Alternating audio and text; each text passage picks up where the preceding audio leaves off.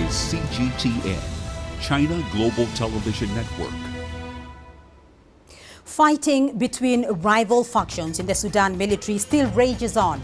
It's been a week since the first shot was fired. Neither Abdel Fattah al-Burhan, the head of Sudan's Transitional Governing Council, nor Mohamed Hamdan Dagalo, his arch-rival and leader of the Rapid Support Forces, is ready to back down. Meanwhile, a large-scale humanitarian crisis is unfolding in the capital, Khartoum. Mediation efforts are ongoing. But what happened and why? I'm Beatrice Marshall. Welcome to Talk Africa.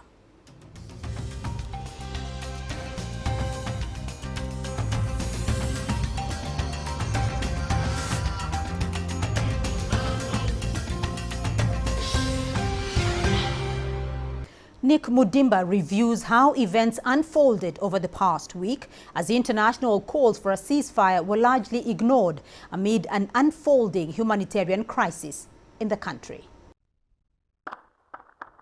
Residents of the Sudanese capital were shocked as gunfire and explosions rent the air last Saturday, as fighting flared up between the military and the Rapid Support Forces.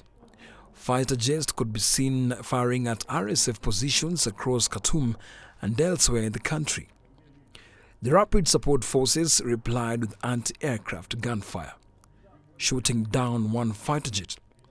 As soldiers died in the fighting each day, so did civilians.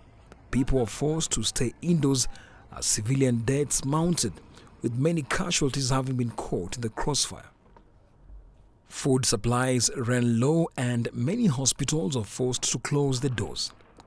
At the heart of the clashes are two men, Sudan's military leader, General Abdel Fattah al-Burhan, and the commander of the paramilitary Rapid Support Forces RSF, General Mohamed Hamdan Dagalo.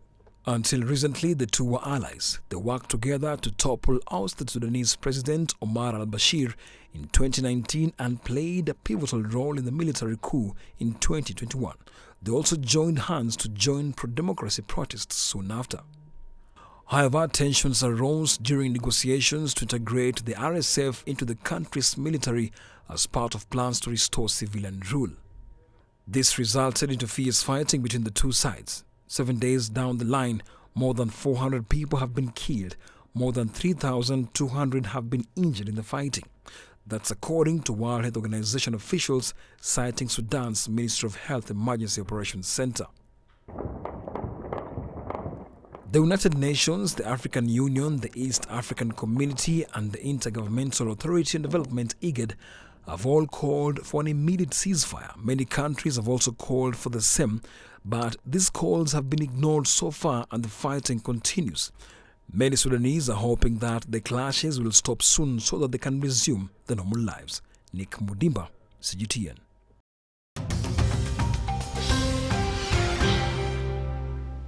And developments continue unfolding in Sudan. To discuss this now, let's bring in our panel. Joining us here in Nairobi, Dr. Mustafa Yusuf Ali, co-founder and chairman of the Horn International Institute for Strategic Studies.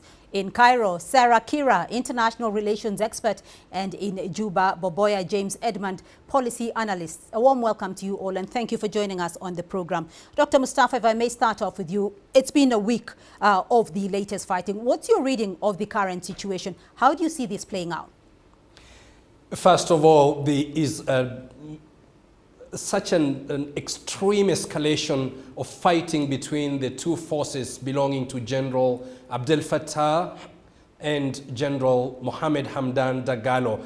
This escalation was unexpected because many thought that the two generals were actually going to respect the Islamic holidays of Eid and accept the ceasefire or just basically cease fire that they had agreed to. Now, what is going on is that in the next coming days is that this escalation is going to get even worse. We see now the evacuations by Saudi Arabia, the Gulf countries, the United States of America, Britain and other Western countries are now starting to plan for evacuation of their staff and nationals that are working in Khartoum. Boboya James Edmund, ceasefire attempts don't seem to be holding. Why aren't they working? I think one of the biggest issues is that the warring parties in Sudan be it the RSF or the Sudan Armed Forces, wanted to have at least one of them wants to have an upper hand. And always in conflicts in Africa or anywhere, if two forces are actually fighting, one wants to have the winning with the winning edge in order to go into a negotiation so that at least one person will be on upper hand. And I think what's going on in Khartoum right now is that either General Burhan or who's the leader of the Sudan Armed Force or Dagalo, who is the leader of the RSF, one of them wants to at least have an upper hand. And I think there is this discussion in Khartoum and also international right now that the army wants to take the upper hand. I think they want to secure most of the facilities for them to be able to say, oh, now we can be able to talk. So I think that is the issue about tilting the balance of power before any discussion can take place in Khartoum. But Boya, so you're watching this from neighboring Juba, and you're talking about tilting the power balance here. But is there any sign that the conflict is showing signs of abating regardless of the ceasefire not holding, or is this likely to unfold into a long-running civil war? It is not only that. This conflict is going now, it's going to be long-lasting. We have seen the different international communities started with, taking off the diplomatic people out of Khartoum. So basically, the international community know that it's going to be a long haul, and therefore it's important for the people to go out of that. So right now, what is going on in Khartoum is that the RSF, of course, because they've lost their command, so they're going to be doing that to make sure that everything goes on well, and therefore everything becomes okay. Right. Sarah Kira, you're watching this from Cairo, and there are a lot of efforts to try and resolve this current situation. How are you interpreting the unfolding events in Sudan?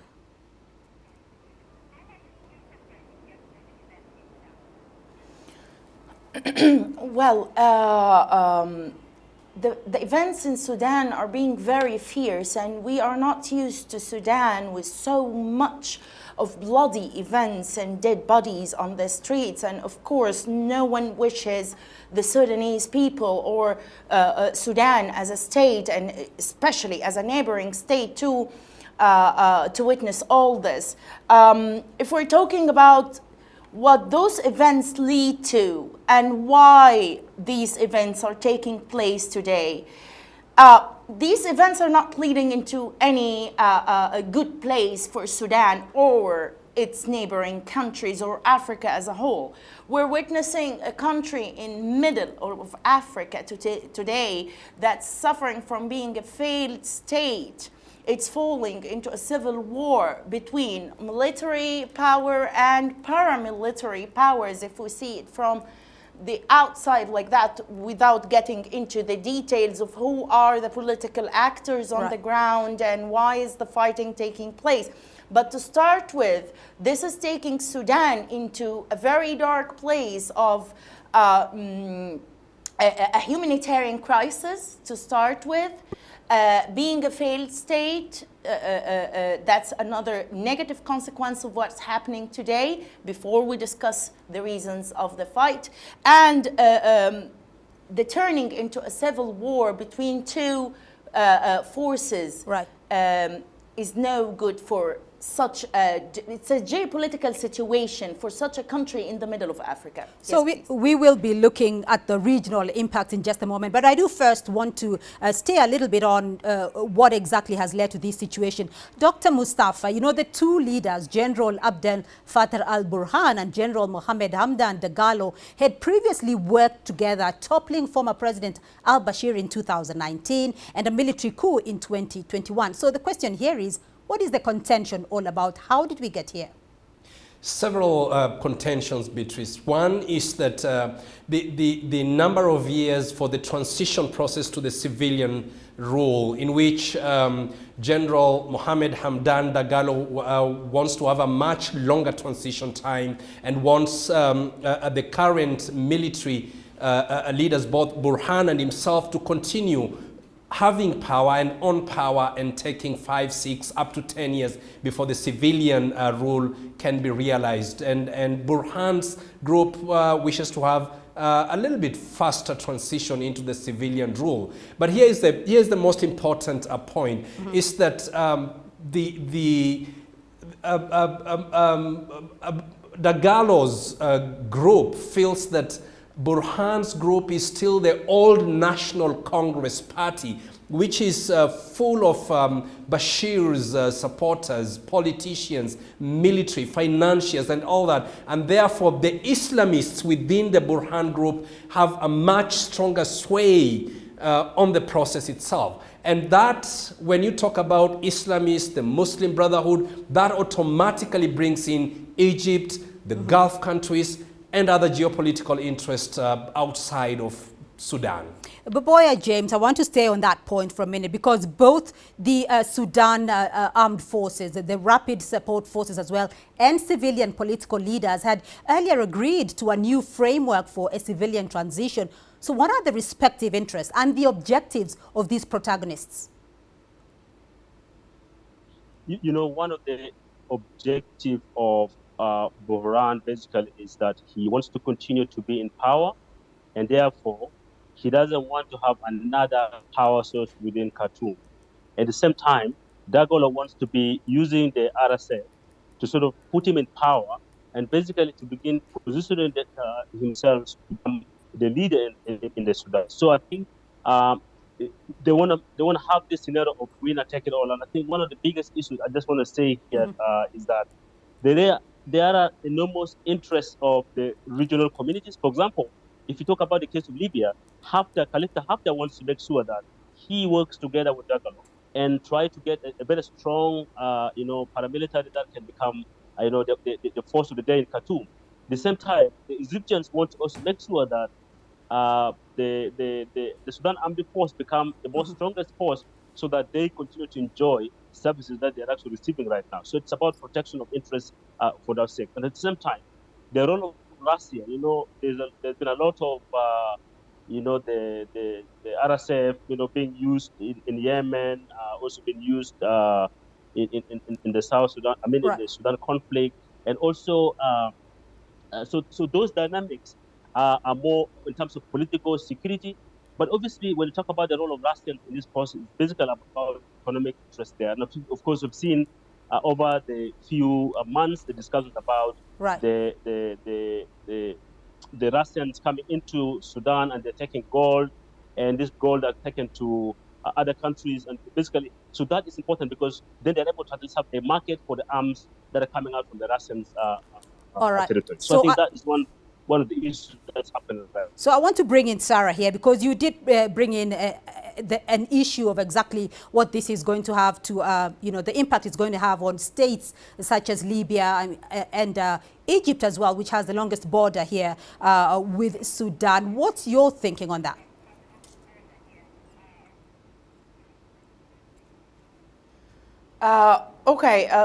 This is alarming Egypt so very much, as we could have seen from the international news in the past few days. And of course, many of the neighboring countries will witness terror attacks. That would be one of the very negative consequences on the neighboring states. And inside Sudan itself, we are being very alarmed as states of the region of terror attacks, expanding terror groups that are already existing in Africa and taking hideouts in some countries in Africa after being evacuated from Syria and other neighboring countries like Libya as well. So that's one issue we'll be dealing with. Another one is another refugee crisis, and Egypt will be one of the very first affected countries, and Chad, of course, to receive refugees from Sudan. This is why I'm telling you that the scene is very dark and very bloody now in Sudan, and no one wishes that it would go like this. This would be like one of the very, very first and minimum consequence we would mention for as leading out or as a consequence of this bloody conflict taking place in Sudan right now. So, Dr. Mustafa, coming back to the timelines of that transition to civilian rule, because as part of the transition to democracy, there had been talks about integrating the rapid support forces into the army, but they cannot agree over the timeline. What is the timeline proposed, and what else are the fault lines? Therein lies the problem, integrating the rebels or the General Hamdan Dagalo's group into the military. 100,000 personnel into the army is something that is going to take years. It's not going to take just a few weeks, and the logistics for that are going to be such that it's going to be costly. They will have to be vetted, and they will have to be retrained in order to fit into the military doctrine of Sudan. That is going to take time. And that is where perhaps General Dagalo feels that he is going to be shortchanged. Already he was feeling that he was being thrown under the bus by General Abdel Fattah al-Burhan by calling in the former supporters from the National Congress Party and seems to be working closely with ideological groups or groups with ideologies that are not really going to be pro-Dagalo's group. And that is where the problem is, Beatrice. It is going to take time. The two will need to be brought together. They will need for them to be mediated. I don't see that problem of integration of the forces from Dagalo's group being agreed to by the two generals on their own. There should be some kind of mediation by the Gulf countries, which understand these groups very well, and to some extent China and some of the well-meaning countries in the West. All right, and we're going to be looking at that scenario of mediation in just a moment. For now, we're going to take a short break. When we come back, we will explore the measures taken by the international community in efforts to broker peace. Stay with us.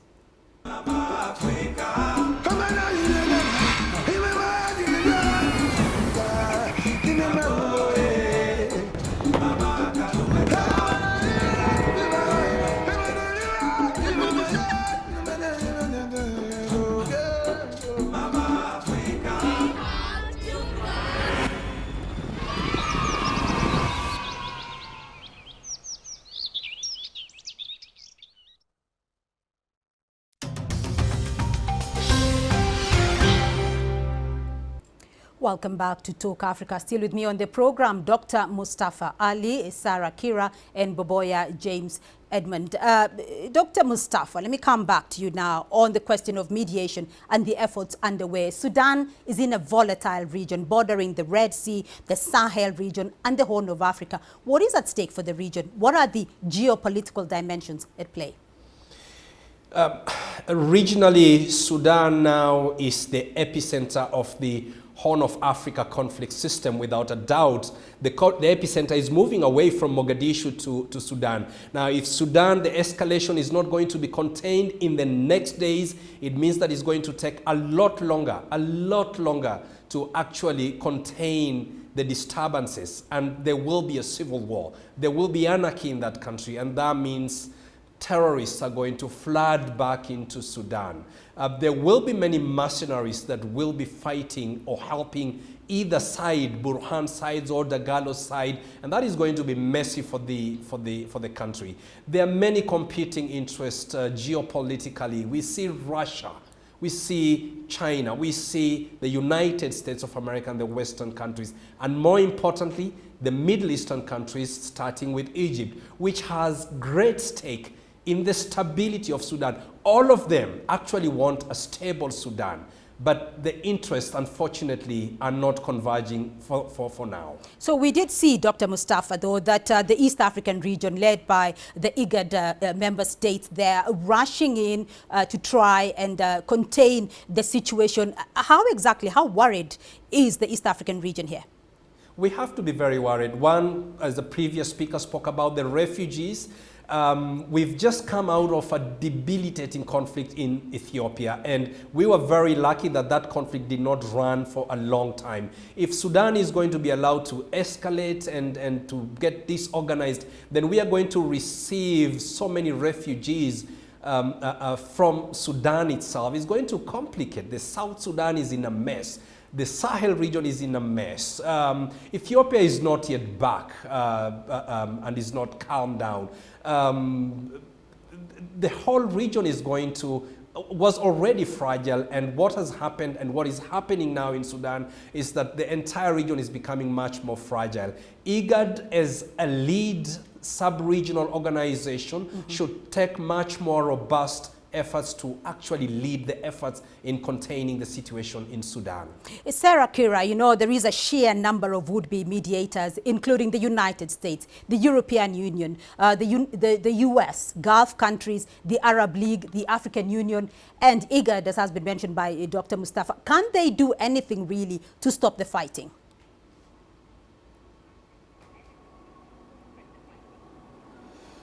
Well, we all hope there would be really some sort of another peace agreement, but the scene is not very optimistic, if you want my opinion. In my humble opinion, the scene is not optimistic, and I don't think any efforts will be able to bring all the political actors inside of Sudan first together and then bring the regional actors together, because as Dr. Mustafa mentioned, that there is a little bit of a geopolitical situation here, that we have different interests, and the geopolitical importance of Sudan actually attracts different political actors regionally and internationally on international level to Sudan. So they all kind of share interests inside of Sudan. Why? Because as mentioned, it is on the Horn of Africa, Sahel region, and the Red Sea. So we have different actors who have interests in the Red Sea. Europe has an interest in the Sahel region, and we all know that. And some other also regional players, we would call them, still not being mediators, but players who have interests on the Red Sea. So this complex situation here makes it very, very difficult for any kind of mediation. And it wouldn't be just one party, not only the UN and the US. It wouldn't be only the West or the East or the Middle Eastern countries that take the role of mediating in Sudan. Yes, there have to be regional actors of great knowledge of Sudan, geopolitically, historically, because Sudan has a tribal feature as well.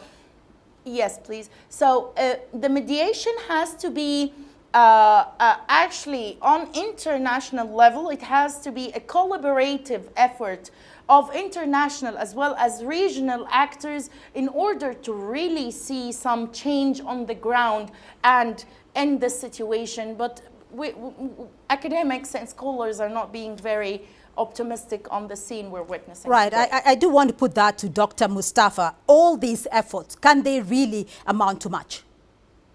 They can, Beatrice. Two countries that have invested a lot of their financial resources in Sudan, China and the United Arab Emirates, have all interest to ensure that there is stability in Sudan. They're investing in ports, and therefore these two countries could as well be stability partners in Sudan. And I see them, if they're given a chance and they come forward, they're going to help. They understand the situation in Sudan very well, and the mercantilist approach that China, United Arab Emirates have been following to stabilize in order to trade more might just work. And I hope that they will work with IGAD and Africa Union to stabilize Sudan.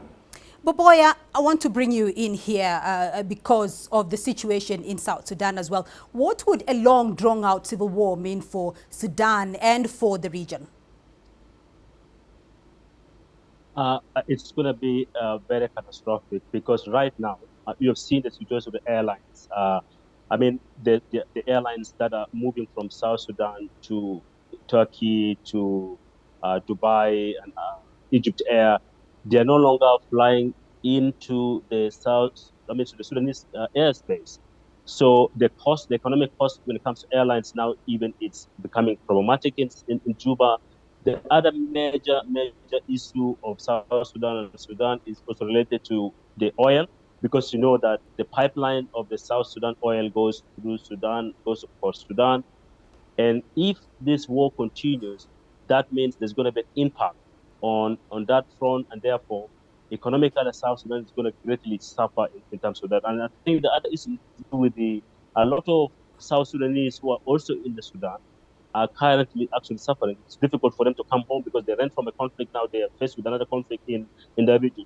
So the other issue I also want to talk about, as Dr. Mustafa also said, is that it's going to be a bit difficult to talk about mediation effort right now with these two forces, because if there's going to be an agreement of moving forward, or at least a kind of, a ceasefire, I think the interest of the international communities needs to be embedded. And of course, one thing that is more eminent right now is that the role of the United Arab Emirates is important, because they are the backers of the RSF, and also maybe the Egyptians, because they're also the backers of the Sudan Armed Force. And you know for sure is that one thing that we never talked about is basically also that Egypt had also problems with Ethiopia before when it comes to the dam. So basically, if there's going to be a drawn-out conflict, they will be interested also to see that their interests are also accommodated. So basically, the international interest, the regional interest, and the local actors' interest is something that probably needs to be also considered. So, Dr. Mustafa, I want to get a very brief comment from you as we wind up the program. I want us to look forward here and look at what might happen next. In your view, what might happen next? I think, given the intransigence of the two generals, and I see a degeneration, an escalation. The situation will get very bad in the coming days. And I hope it's going to get better. And it's not going to get better if there is not going to be intervention from the international community, starting with IGAD and Africa Union and the friends from the Gulf countries, which we are calling on to speak directly to these two leaders to cease fire and to observe the ceasefire, hold their fire, and give dialogue a chance. Beatrice, it doesn't look very good today, tomorrow and the week to come, but we should remain hopeful that the two leaders are going to listen. All right. Thank you all so very much for being a part of this discussion. But that's all we have time for on this edition of Talk Africa. A big thank you to our panel of experts in Nairobi, Dr. Mustafa Yusuf Ali, co-founder and chairman of the Horn International Institute for Strategic Studies. In Cairo, Sarah Kira, international relations expert, and in Juba, Boboya James Edmond, policy analyst. Remember, you can be a part of this conversation through our social media platforms on Facebook and Twitter. You can watch this and other editions of Talk Africa on our YouTube playlist. To join us again next week for more Talk Africa. From me, Beatrice Marshall, and the team here in Nairobi. Until next time, goodbye.